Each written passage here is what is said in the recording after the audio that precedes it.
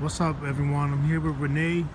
Um, hey, what's your take on the word Jibaro? I'm very interested about that. Well, the word Jibaro has been trying to be researched for some time now. There's been a lot of people who's been trying to debate that if it was an indigenous word, or some people think it's a Spanish word. I've been doing some research probably for maybe like 2 years now on that, and I remember approaching it with George.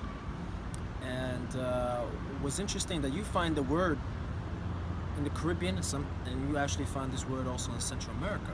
Like in Mexico, there's natives they call Jibaros, and in Cuba they call them Guajiro, not Jibaro, but very similar, but Guajiros. And you see, they all mean countrymen. It all means countrymen.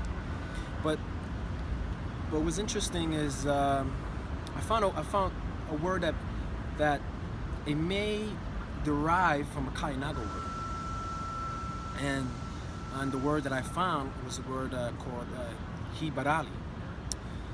This is not from me. This is from a book I have who actually says it, and I can agree with him because he makes some great references. And not only that, from those references I found in my personal research, and that can prove that he was right. But anyways, Jibarali is spelled with a C-H-A-R. C-H-I-B-A-R-A-L-I. Now the CH can be pronounced like an H, and in Spanish, the H can be pronounced like a J, as in Jibarari, or as in Jibara becomes Jibaro.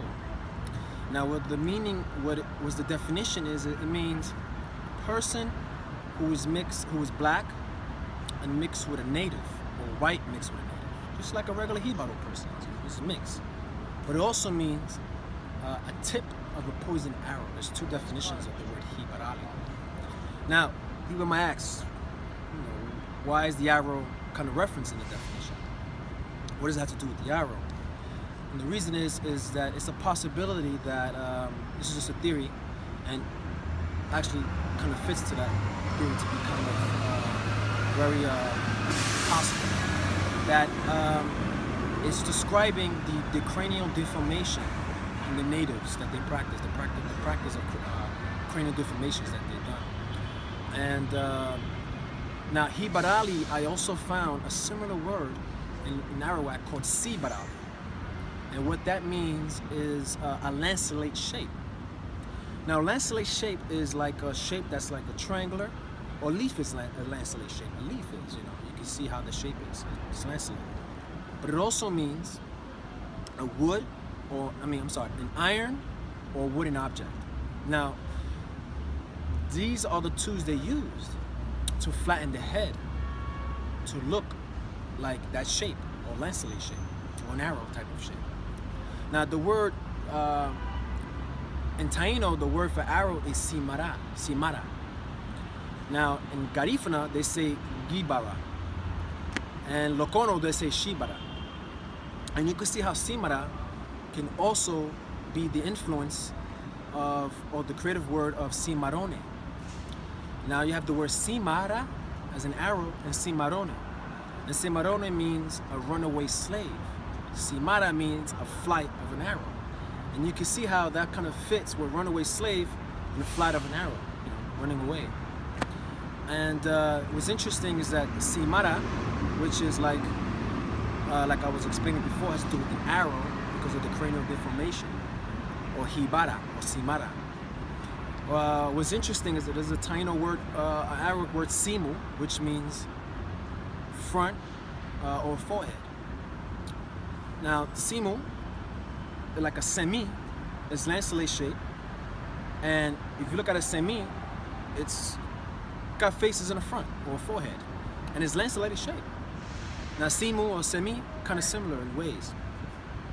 So that's my theory on the